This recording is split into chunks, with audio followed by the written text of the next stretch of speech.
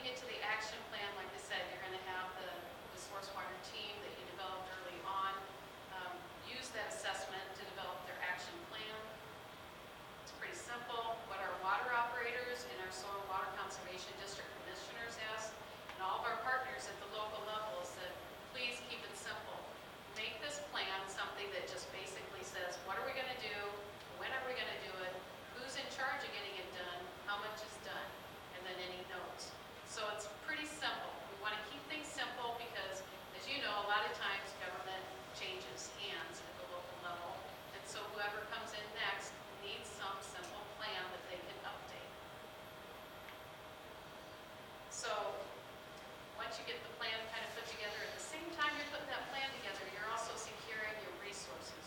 So this is why we have so many different partners, and Michelle's going to talk a lot about that in her presentation.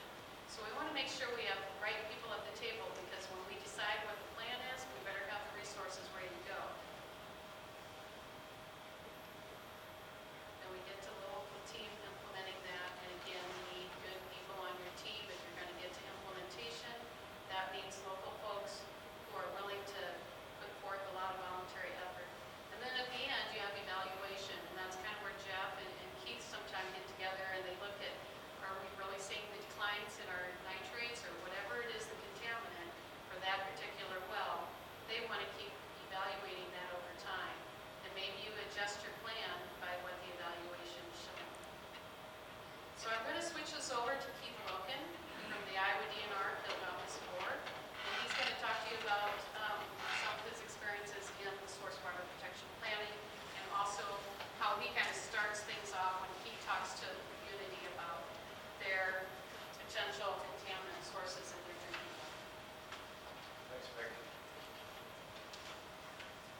So, why are we here? We're here for source water protection. I always try to break that down as simply as I possibly can.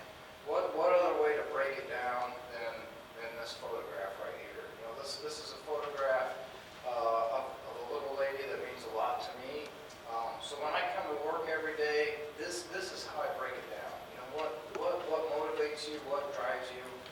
There's a lot of things that you could look at. You could look at numbers, for example. We report to the EPA just like Jeff himself reports to us. We have to meet certain goals with the EPA. We have to do a certain number of inspections. All that stuff. You could look at something like that motivates you. But we in our team in Southwest Iowa, we try to break it down simpler, and this is it. If you look at just this picture and you think about this is our goal. This is what motivates us. This is what drives us. And it's not just for safe water right now, but it's safe water for the future. And that's where source water protection comes in. And source water protection, protecting that public water supply, not only for now, but for future generations. So how do you go about accomplishing that? Well, we do it in our region by beginning to work with the #1 healthcare provider in every local community. And it's not who you're going to think it is. It is people like Jeff sitting right over here. It is your local water operator. I've been in water treatment plants and well fields, surface waters, all throughout the state of Iowa, and basically throughout the Midwest. I spent an entire week in Kansas a few weeks back getting trained at a surface water plant. It's unfathomable to imagine everything that a water treatment plant operator has to do to provide you safe drinking water until you can actually go and see what they do. So Jeff's going to come up and talk later. The local water operator, in my opinion, is the most important person in every community. Without safe drinking water and without a safe wastewater system to get rid of that, you're not going to have a community. So that's where we begin. We begin with the local water operators. We found 11 years ago when we started doing this in our region, we found that it was much easier to work with them than it is to work against them. The majority of the time we have the same goal, and that goal is simply to provide safe drinking water. So I'm gonna go into Southwest Iowa now, and so you know the first reason I said why source water protection is important is for not only now but the future generation. The second thing that struck us in Southwest Iowa when we started doing this was the aquifers that people in Southwest Iowa pull water from. They pull water from what's called a shallow alluvial aquifer. Our Iowa Administrative Code has two definitions for drinking water wells. There's a deep drinking water well and there's a shallow drinking water well. And it honestly has nothing to do with the depth of the well. Technically, you could have a 300-foot well that is classified as a shallow well, and you could have a 50-foot well that's classified as a deep well. It is all based on what's in the subsurface as you drill that well. So this is an example of a well log. So that definition of a well is based on what you encounter as you drill down through the ground.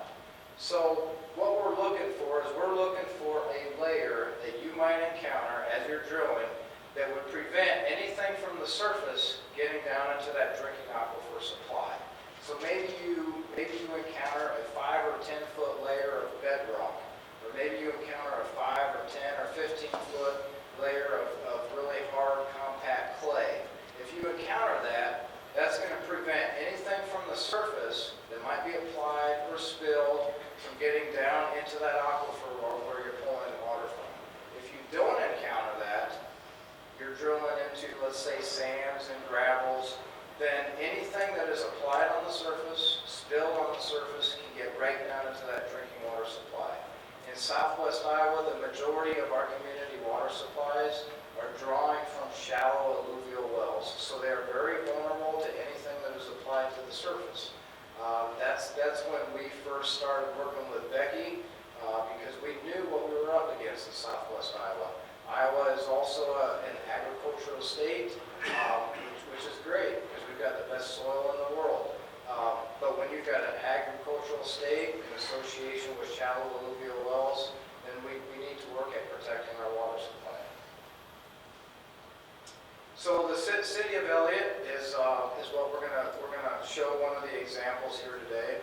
And so when we go out and we do an inspection, one of the things we look at is it a shallow well? Is it a deep well? The city of Elliott, for example, has shallow wells, similar to most of the water supplies in Southwest Iowa. And then we look at the contaminant concentrations, and then we trend them also. And this is a trend of the city of Elliott's nitrate concentrations. Now, the city of Elliott has two different drinking water wells. Both of them are shallow wells. Both of them are impacted with nitrates. And so the nitrate MCL is 10.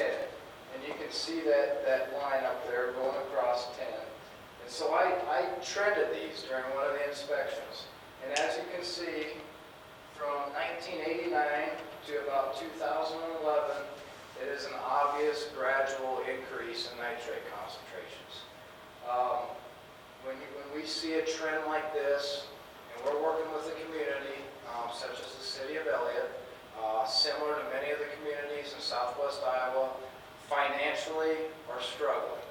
A nitrate treatment system could potentially be something that they would not be able to afford.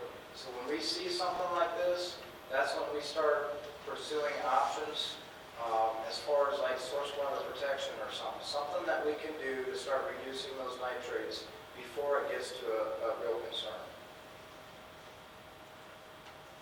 So I've talked a lot about nitrates, so now why are we concerned about them? Well, this is it. So high nitrate levels can cause infants to develop a life-threatening condition called blue baby syndrome. This can decrease the ability of blood to get oxygen from the lungs to all parts of the body. So that's why it's so serious. That's why we take it seriously. It doesn't get any more important than that. What's the level of nitrates that we're concerned about? The EPA has set the maximum contaminant level at 10 parts per million. So if you remember on the slide for Elliott, it was gradually climbing. It was getting close to that 10 parts per million. This is the number that we need to keep beneath. If you get over 10 parts per million, that's where we start issuing bottled water advisories. So what impacts can this have on a public water supply and or a community? Each time there is an MCL violation, we require what is known as a Tier 1 public notice. In other words, the community has 24 hours to notify its citizens of that violation, and it's also a bottled water advisory, which often results in communities providing bottled water themselves, working with the emergency management coordinators to provide bottled water. 3 nitrate MCL violations within 12 months, then at that point in time, that's where we require the submittal of a preliminary engineering report. This is where it starts getting costly for the community. So now they need to go out and contract with an engineering firm and determine what the best course of action is to address that nitrate contamination. Whether it be looking for a new water source, whether it be installing treatment. At that point in time, source water protection is no longer an option. Source water protection typically works in years, and when we've got MCL violations, we're looking for an immediate fix. So again, this is where, when you're a community such as Elliott, Iowa, this is where it gets very, very difficult to now meet our standards to ensure the water is safe to drink.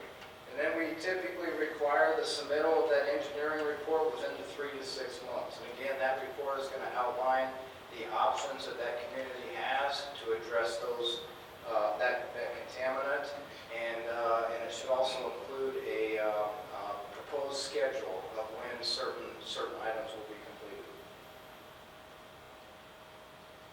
So again, before you get to that point, that's why we're here today. One option, source water protection. We look at source water protection in the field office anyway in 2 different scenarios. The first is our regulations require every facility to have 200 feet of legal control around each well. So first we're looking at that 200 feet. We're making sure that they're maintaining that legal control around that well. Now, is 200 feet adequate? In some situations it could be, in most situations it's not. So the other part of source water protection is, where is that well actually pulling water from? This is an example of a 2-year and a 5-year capture zone. So it's not simple 200 feet radius circles around a well where it's drawn from. It could be drawn from long distances. And so if you really want to enact true source water protection, you need to protect those areas where those wells are pulling water from. And this will be better described as we go into the Elliott situation. I've been at facilities, actually I've been at Jeff's facility, and I told the community, you need to start protecting water in a certain area by their well field. And Becky's team came out and did an investigation and actually found out they were pulling water from a completely different direction. So until you do the actual investigation that Becky's team has done over the years, you don't actually know where that water is coming from. So the first step is always to find out where those wells are pulling water from. So Becky had mentioned source water protection needs to come at the local level. And I've got some pictures here that's going to show you why. I cover 19 counties. I cannot be everywhere at once. I wish I could, but I can't. When I'm on site, I'm looking for everything. But the second I leave, things can change. So at the local level, people can keep an eye on things. If you form a local source water protection team, that committee, as you go through the work, as you go through the committee meetings, that committee will become educated. They will learn about where the wells are in town. They will learn about the treatment process.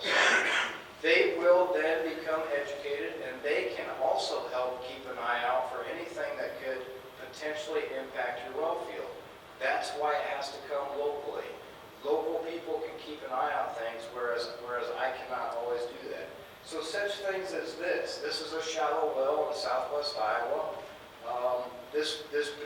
This community here actually has 5 other shallow wells located right next to this well that's not in the picture. If somebody comes around late at night and opens that plug on that sprayer, we not only have contaminated that one well, but we've probably contaminated that entire well field. If we've got somebody local that is educated, a committee that is educated, they might sprayer to say, can we move that out of there? Again, shallow well in southwest Iowa.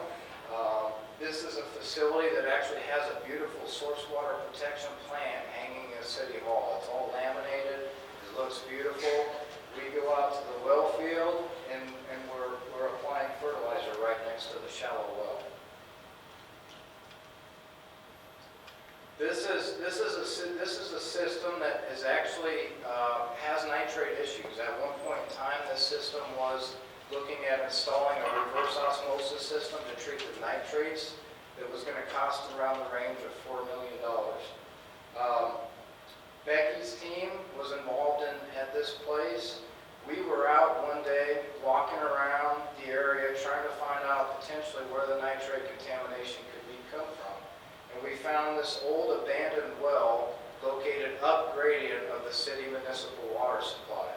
It just so happened that not only was this abandoned well being served as a disposal site for chemicals, it was also drilled right in the middle of a former animal feedlot. So it was a direct source, a direct conduit down to the aquifer for nitrate contamination. So we were able to get that well plugged. Again, this is why these things need to come from the local level. We happened to come upon this because we were out looking around. But at the local level, you're going to have this knowledge. You're going to know where things such as this exist. It's not just ag. It's not. And we, ag does get the name once in a while when it comes to source water protection. But there are other sources of contamination. This is in the middle of a golf course. We all know what gets applied on golf courses. This community has actually decided, instead of moving the wells, instead of doing source water protection, they've installed nitrate removal treatment. And they're spending the money every year to keep that treatment up. So in Elliott, before I hand it off, as I told you, Elliott has 2 municipal wells. They are both shallow drinking water wells. Both of them are impacted with nitrate contamination.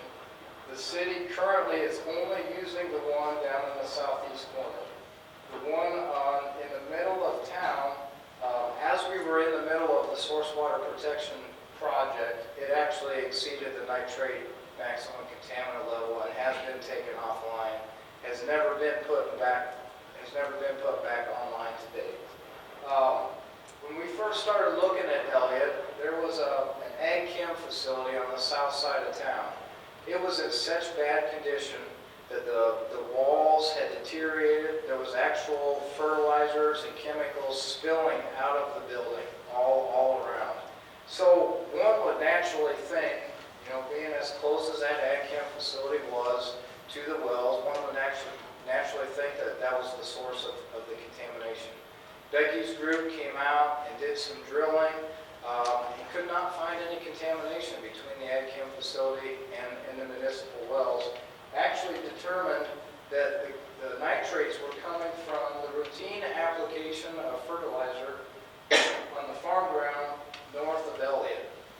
It wasn't over-application, it was just a routine application. Elliott is very sandy soils. The fertilizer would not adhere to the soil. It would gradually, during rain events and stuff, it would go down into the water supply. But what they also found out is that as that water migrated from the north to the south into the wells, it would pass underneath what used to be a former wetlands, which is outlined in the red. The blue circle was actually current wetlands at the time. As the water passed underneath, it was determined that water was actually naturally denitrifying. And that's why we think the well on the southeast side of Elliott was lower in nitrates than the other well, because it was drawing water from that zone as it passed underneath the wetlands. So in this particular case, the source water protection effort ended up being expanding those wetlands to include that whole area in the red on the north side of Elliott. So as the water passes underneath, over time, the hopes is that it will denitrify before it gets to the drinking water wells, and hopefully be a more cost-effective solution instead of installing treatment.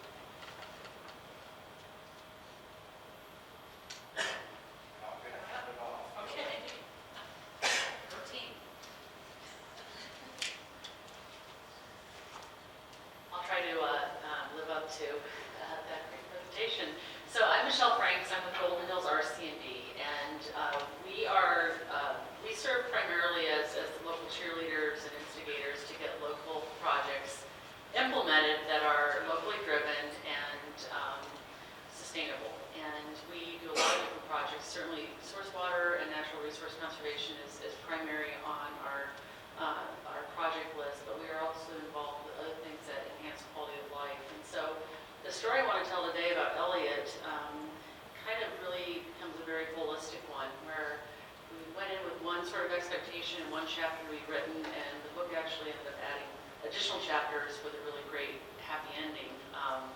That really brought in a lot of additional resources, partnerships, and ongoing work on behalf of this community and the region. So Elliott, we were pulled into working with this through DNR's Source Water Protection Program. We had a contract to be able to come in and implement some of those first steps of the Source Water Protection team. We were hired to drive the bus, I think. And we certainly didn't design the bus, and we didn't necessarily come with a preconceived roadmap of where that bus was going to go. But our job was to come and help convene the Source Water Protection team for Elliott, to lead them through the steps of connecting with our state and regional resources to help them collect the data that they needed and analyze it in a way and understand what it meant for their community, and then guide them through the process of coming up with an action plan. And then it went on further from there. It was a chance for us to look at what the dreams and hopes were that emerged from this plan, and then identify the financial and in-kind resources and putting them together to actually implement the project.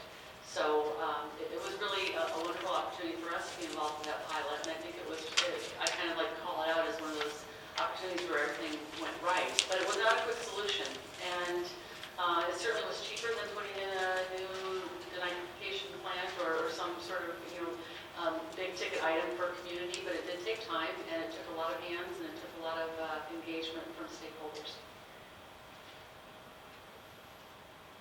So the city of Elliott, and I use the term city loosely because it has a population of 350 people, and as Keith pointed out, it had an issue with elevated nitrate levels. And for a town this size, obviously putting in some sort of treatment facility or treatment process was just way out of their budget. It was not something that was feasible for them. And fortunately, they had enough data to give them some time to look at some other options before it became something that required additional involvement and some sort of corrective action planning. They were looking again, they had identified this natural wetland site that had been drained for agricultural use, but at one point, and to a certain extent, it was still providing that filtration that was benefiting one of the wellheads. It was an opportunity to maybe revert back to the way that the land was originally laid out, to be able to allow it to provide that filtration for the community's water supply. There were also ongoing flooding concerns that were identified with the road that was in that area, and so these were all of the sort of challenges that were laid in front of the Source Water Protection team to think about, and how are they going to address them and come up with some unique solutions for their community. So they came up with this comprehensive plan, and the really wonderful thing about this is they had a mayor at the time, Steve Howell, who is not the mayor now, but Steve was really a champion for this and a rallying point for the community. And I would dare say without him and without his leadership, it probably wouldn't have moved forward. And so we ended up creating a plan with the city of Elliott, with its community members, and with our various state resources, something that was comprehensive. It was beyond just addressing the nitrate levels. It was something that was even bigger and better for the community of Elliott. And we've got some pictures here from the groundbreaking with the school, and I'll talk a little bit more about how the kids factor into that. So with the support of the Source Water Protection team, this project came up with a plan, and we identified over $320,000 in grants and secured that amount of funding. And it wasn't, again, just to address the issue of how do we make our water better and safer to drink. It allowed us to have resources to acquire land, and that was a process where there were additional landowners that were willing to sell parcels of their land to the landowner that owned the project site, so that he wouldn't lose acreage in his farm operation. And so, I mean, there were a number of people that were providing additional incentives, so we didn't have to deal with issues of like eminent domain and other nastiness that nobody likes to really see, and doesn't really foster a sense of community engagement when you do that sort of thing. The wetland excavation was an opportunity where all of a sudden the community was like, wow, we've got these piles of dirt that we're pulling out of the wetland. Hey, can we do something about elevating our roadway to address some of the flooding concerns? So it's taking a resource that was already there as a result of that first chapter and turning it into a second chapter. The final project actually has native prairie and wetland planting that are now well established. In fact, I think they did a burn last spring. Does that sound right? I don't know. I think there was a burn fairly recently, and they have seen, establishment of the flora, but also return of a number of native birds and animals that have taken residence in this wetland area. The project also identified the need for an outdoor learning facility. So there's a shelter that has an enclosed area that is used by the Montgomery County Conservation Board for learning and also for community events. And there's also an outdoor trail and bridge that were developed and donated through resources, classroom equipment. So it becomes more than just in preparing the water quality. It became something that was much better for the community of Elliott. The site where the education center is actually on land that was donated by the local community school district. And so it extends the playground area and the larger area of the school building and extends it out to the wetland area. And so it really kind of fosters this natural resource learning environment for the school that's there. So here's some of our funding partners that, again, were cobbled together. And I'm not going to read through all of those, but I would say that the county council, the Montgomery County Board of Supervisors were really instrumental. We actually had two, Jim Parker and Randy Ty, who were both county supervisors from Montgomery County that were huge champions, in addition to Mayor Howell, who unfortunately both of those gentlemen have passed on. They served as board members for Golden Hills, but they were able to really use their influence and be champions for brokering the land purchase and transfer, of finding additional resources from local organizations. The city of Stanton actually donated a bridge to the project. There were, I think that once the farmland was transitioned into ownership for the project, the local FFA group at the school actually grew soybeans and farmed it out, and their harvest was then translated back into resources for the project. So it was really, truly a community initiative. So in this scenario, it was an economically feasible project. I mean, something that's under $350,000 is certainly attainable for a small community, especially when you're able to leverage federal, state, and local resources to make that happen. And, we're very pleased with the holistic approach that is applied. So I'm not going to talk about the technical details. I am not an expert, but I know experts who can talk about water quality improvements. And, so we certainly went in with an expectation that we were going to address source water, but what ended up happening was the community developed a plan that addressed source water protection, but also addressed the flooding issue for that area. It addressed a desire to create an amenity, a natural attraction in their community for the enjoyment of their citizens and people from the surrounding area, a place to extend natural education to children and families, and to also create a very improved learning atmosphere for the children that attend school in town. And so there was certainly some magic and some chemistry that were at work, and a lot of hours and hard work from people at the local level. And it was an opportunity. I guess our role in it was really serving as sort of that intermediary and translator between the experts at the state level and the regional level and our local people, and being there and really kind of bringing them together and connecting the dots and creating the momentum and the organizational structure for things to actually be accomplished. And so we were privileged to be part of that process for sure. Oh, that's the last one or not?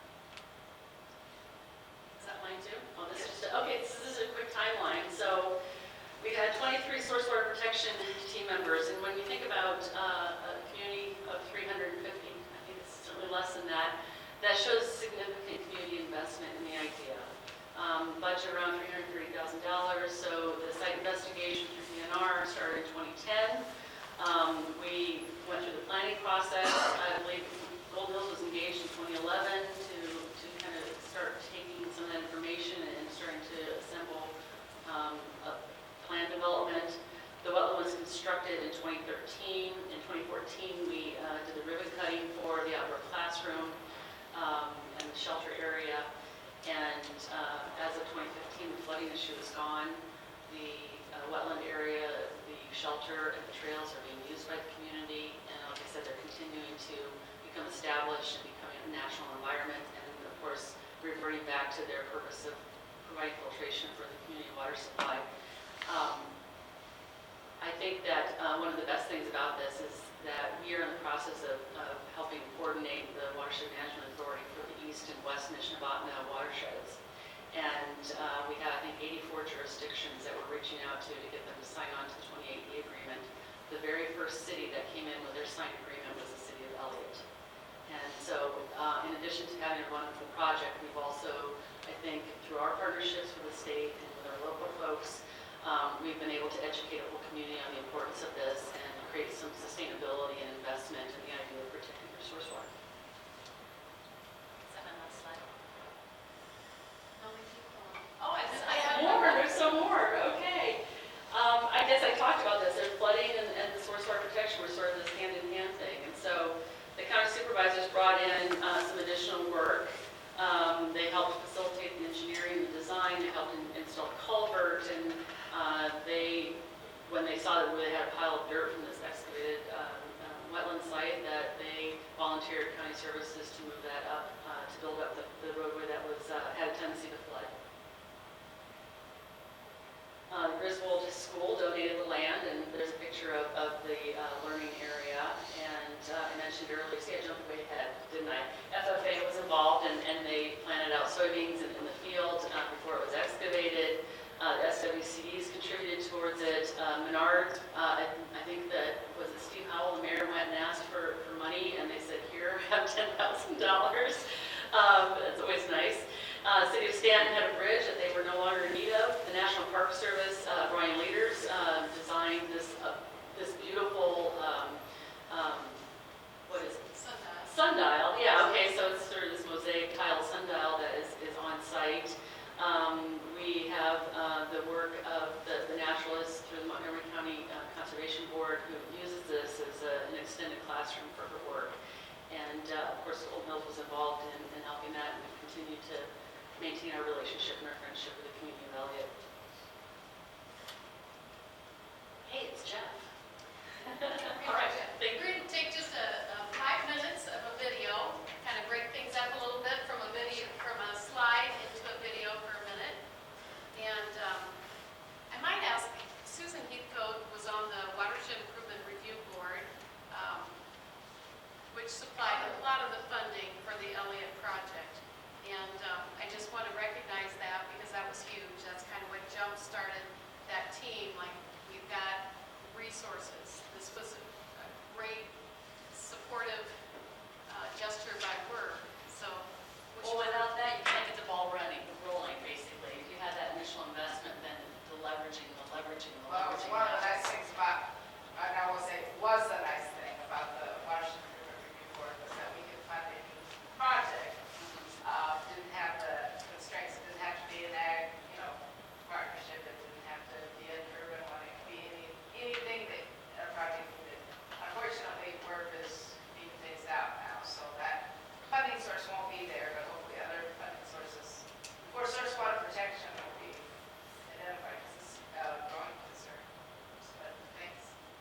And I'm anxious to find out more about how this is going now with the drinking water. So most people are going to, the end of the story is yet to be written.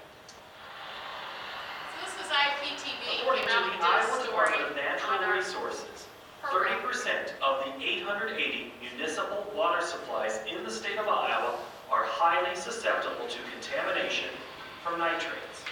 While there are many contributors, agriculture is often viewed as the primary source.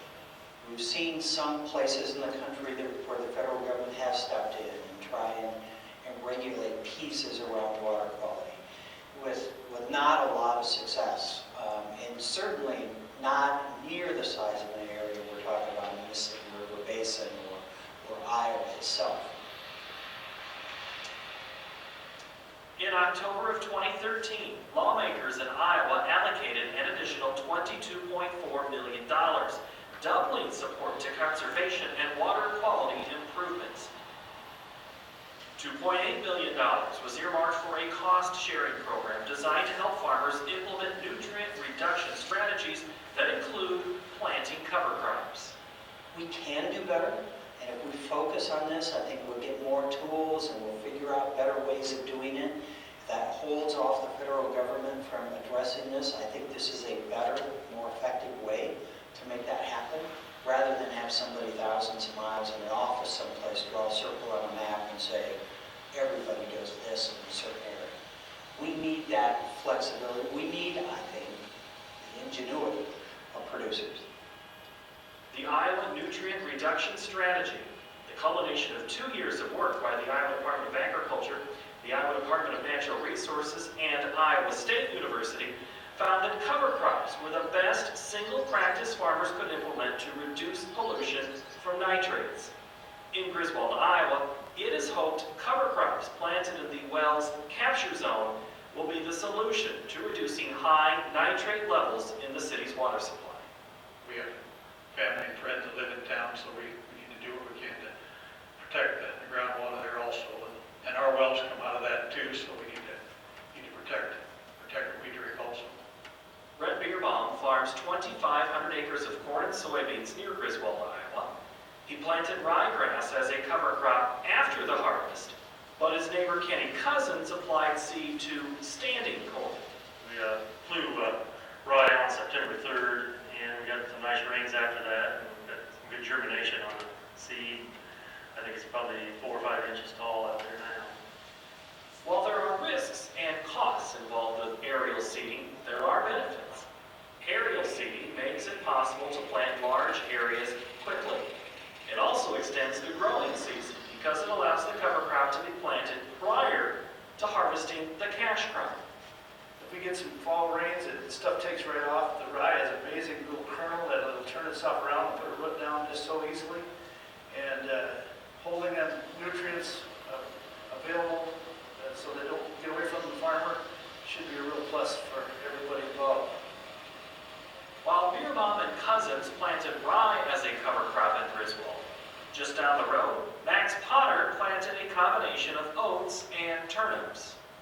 The cover crop we got here is oats and turnips. We put it in where we chop. This is right, I guess, the first year we've done that. And with all the interest in cover crops right now, we thought we would try it. Oats as a cover crop deters weed growth, while turnips, described by some as cow candy, prevent soil compaction. When we get the rest of the corn harvested, as you can see behind me, we only chop about half of this little field. And when we get the rest of the crop out, then we'll pasture the cows in here too. So it serves as a dual purpose. It provides us with cow feed as well as, helping with erosion. And so the better we can take care of stuff and hold it here, and hopefully not get it into the water system, the better off everybody is. So it's not just for us, but it's, the community and the country, I guess you'd say. Cover crops aren't the only cost-effective solution municipalities are employing to keep agricultural runoff from entering water supplies. In Elliott, Iowa, with a population of only 350 people, a $300,000 to $1 million nitrate removal facility was out of the question. The solution decided upon did not involve planting cover crops, but instead to take cropland out of production. And, we talked in the committee, we voted on it, and this is what we decided, to try to do it naturally and have a wetland, and this would be more permanent, on the outcome. The city purchased 18 acres of marginal farmland and along with 4 acres donated by the school district, was able to construct a 22-acre wetland. While the primary goal of the wetland will be to filter nitrates out of the town's water supply, it will also be a gathering place for the community. Walking trails have been constructed, and the wetland will be used by the school it borders as an outdoor classroom for environmental education. So neat. A project. I can't even tell you how amazing this is. It's a baby dragonfly. No, it's very cool. With our new electronics world, children don't go outside anymore. They don't touch living things. And this is an outstanding way to incorporate core standard classroom curriculum and bring it out here, outside where it's more hands-on. And you can see these kids have been working on that out here for probably an hour now, and they're still quite intrigued and enthused and curious as to what little things are in their tubs of water. While it is too early to assess a change in nitrate levels in Elliott, in Remsen, water monitoring tests have shown great results after the town of 1600 converted nearly 100 acres of cropland to native grasses. Becky Ohrtman is the Source Water Protection Coordinator for Iowa's Department of Natural Resources. We know that if you plant native grasses in an area that's highly susceptible to anything on the surface as far as nitrate application or manure or anything like that, we know that native grasses work. Prior to planting native grasses, the city's water at wellhead number 8 showed nitrate levels at nearly 3 times the 10 parts per million considered safe. 3 years after seeding a 100-acre prairie, test results indicate nitrate levels have been reduced by 40% at wellhead 8 and 30% overall. So for the community of Elliott, a wetland, that worked for them. For Griswold, cover crops work for them. For Remsen, Iowa, putting in native grasses, converting cropland to native grasses work for them. So it's what we're trying to do is gather more of a suite of practices that will work in any community. For Market to Market, I'm Paul Yeager. So next we've got Jeff that's going to kind of tie things up here today and tell us more about Griswold and the project that's gone on there and where it is today.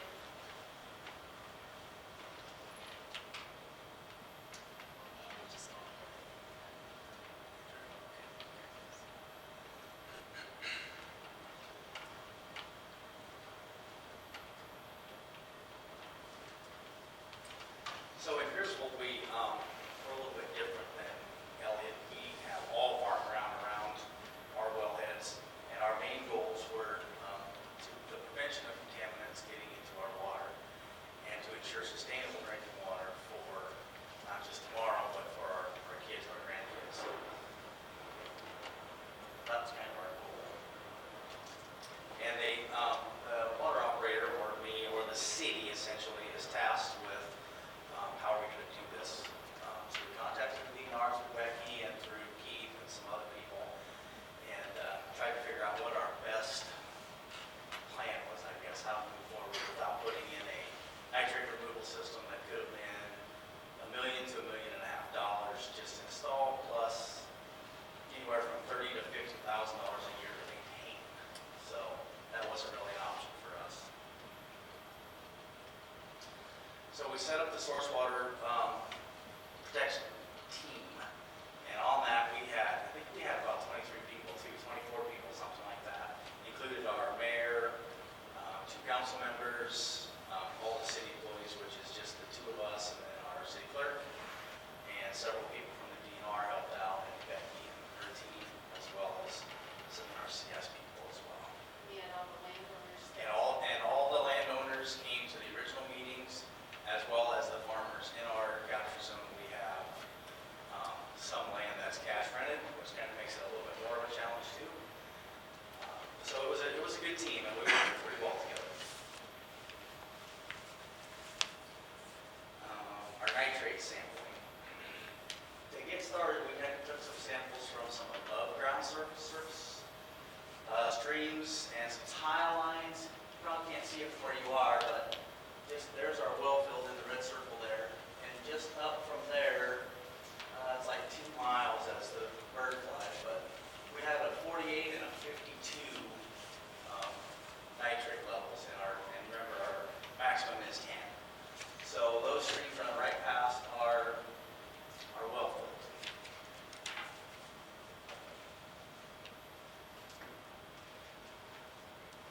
So Dan Cook came out and drilled some wells for us to see if those nitrates from those areas were getting into our well water.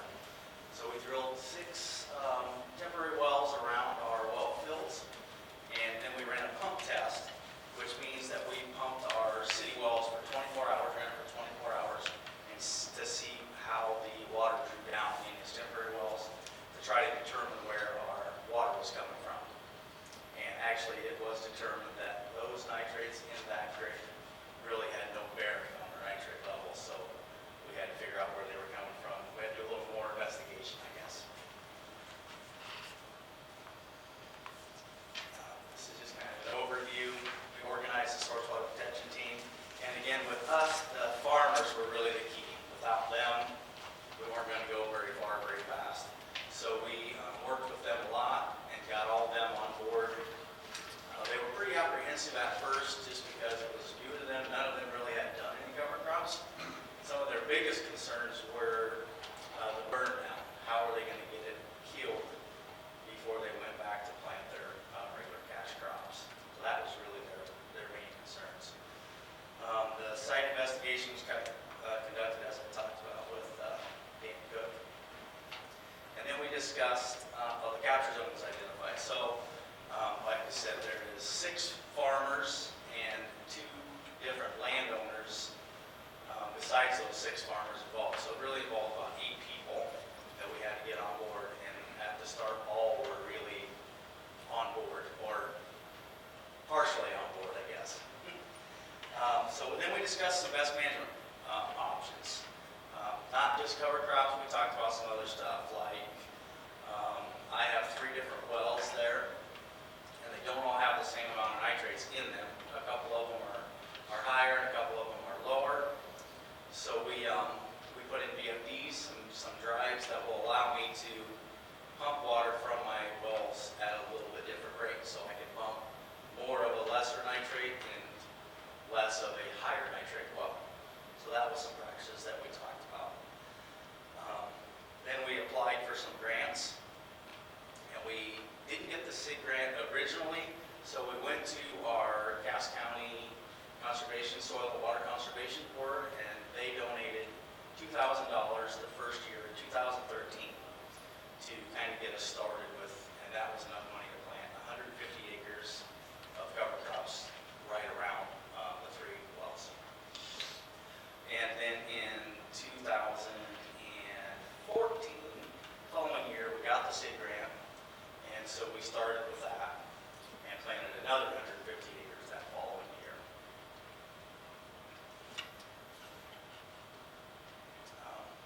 We will be evaluating this obviously over time. This is our 4th year and final year of the SIG grant.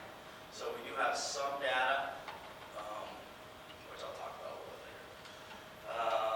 And the source water protection team continues to meet regularly. So we meet usually in the spring before they start to plant, and then usually in the fall, just to make sure, talk to them, see if they had any issues, how it went, any concerns.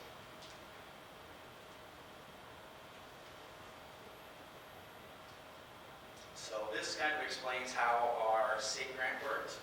We planted 25% of our capture zone, which was 150 acres the first year. The following year, we did 50%, which was about 300 acres. And then this year, our last year, 75% of the capture zone was the 453 acres is what it worked out to be. So this year, we have 450 acres around our well house that are done. And we've been monitoring those regularly, every month. This is just a picture of the cover crops that we planted. This is the first year, I think. You can see it's planted into standing beans, and the farmer whose field this is was getting kind of nervous about how tall it was getting. He was worried that it was maybe going to gum up his bean head, but after he did combined it, he said it actually helped the beans come through. It didn't bother him at all, so that was good news. Just another picture of cover crops here, close up, and we aerial apply, so we fly them on into standing fields everywhere. Works pretty good for us as long as you get a little bit of rain. And the city, in this interject, the city purchased the seed. The city paid for the seed and the application.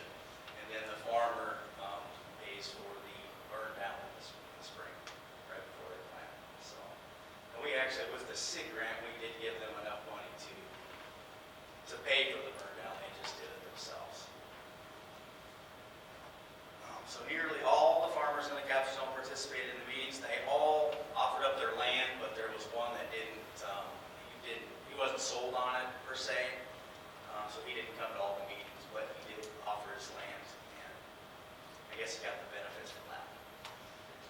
Some of the challenges and barriers were addressed. Again, talked a little bit about those, but continue, have that a lot, evaluating the results over time. This is not a overnight thing. This is going to take several years, maybe a decade, before we actually see major improvements, if ever. Maybe we're just going to maintain.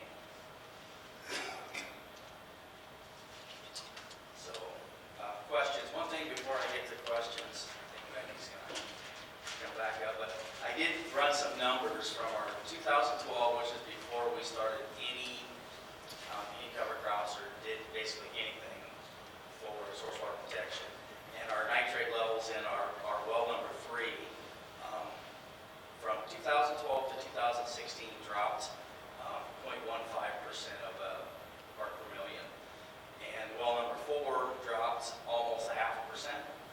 And then our well number 5 dropped almost a whole point. So it dropped from a 6.4 to a 5.49 over that 4-year period.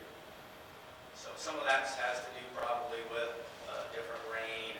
I don't know how much of it you can actually say cover crops did this, but they were certainly a contributing factor. Does anybody have any questions for Michelle, Keith, myself, Becky? I Yeah. had something I wanted to have you explain, sorry. Okay. Sure, go ahead. Well, Go ahead. it's part question and part thought, but we used to plant a lot of food plots, and to avoid, when you get a good crop, you have to use some herbicide, different corn herbicide for that season. You could try to put it on half rate or less to minimize that. So about midway through the growing season, it would poop out, and then we get a flush of weeds. And I don't know if anyone has thought of maybe trying to encourage the farmers to use herbicide applications at a lesser rate so that the crop can yield with the bare ground, with some subsequent weed growth, and weed growth can perhaps function as your cover crop. You wouldn't have to apply anything. However, the weeds that you get, depending on when they germinate, could be a real pain. With palmer or some other big weeds could be a real nuisance. But if it's just stuff like foxtail, I mean, it'll grow like crazy. And you might get the same benefit without having to do that. Yeah. That's about all. You were asking Becky what you had? Well, I was just going to say, you've seen a little bit of decline, but it wasn't until this year that you got to the 75% Right. cover crops. Right. So do you expect that you'll get continued 75% participation and be able to better gauge that impact if you continue with 75%? The farmers that are on board, which are most of the acreage, have all committed to applying cover crops next year. But the issue is we're out of the city grant. The city has set aside some money, so we do have some money to plant cover crops, depending on how many acres we actually have. We are applying for some other stuff, and so that's kind of the driving factor is what we plant. We just have that allotted amount of money at this time, so we'll put all that in cover crops. That answer your question? Yeah, thank you. Anybody else have a question? And just a follow-up on that though, Sure. what I heard from some of the other cover crop districts is that after about 3 or 4 or 5 years, then, there are some benefits, especially soil health and some decreases in fertilizer needs if you have that cover crop and the soil health that comes with that for, continuously for a number of years. But are the farmers, like checking that and is somebody working with them? They are, they're running like their counters when they're picking their corn or their beans, they're running their counters, and they haven't noticed really any major changes one way or the other. I've also went through class once that said, you might experience a little bit of yield drop on that Initially. for a while. Yeah. Initially. And with the SID grant, part of the deal was we had to plant, like the first year, the 150 acres we planted was different than the second year for the 300 acres. We didn't plant the same acres. Oh. So we don't actually have a true 4 year acres, that makes sense, on one piece of land. It's in that entire capture zone. So that kind of skews those numbers just a little bit, but But it'd be nice to see if you can get continuous use of, I mean, maybe Right. if you don't have to subsidize it forever, if you can just get a hold of that. sure, To that sure. point where it's. That's what we're hoping, is that there will be, because you can definitely tell that some of the washouts that washed out before are not near as bad this year, which it wasn't as wet, but in the past years, not as wet as it's been, not as washed out. So that's some benefits that are real, that they can see. You else have a quick question? NRCS continuing to work with you guys at the local level? Actually, Dave York is on his way down there in 2 weeks, I think. We're gonna have the meeting. So some of the local, well, our city clerk and our city manager are both new this year. We had some turnover, so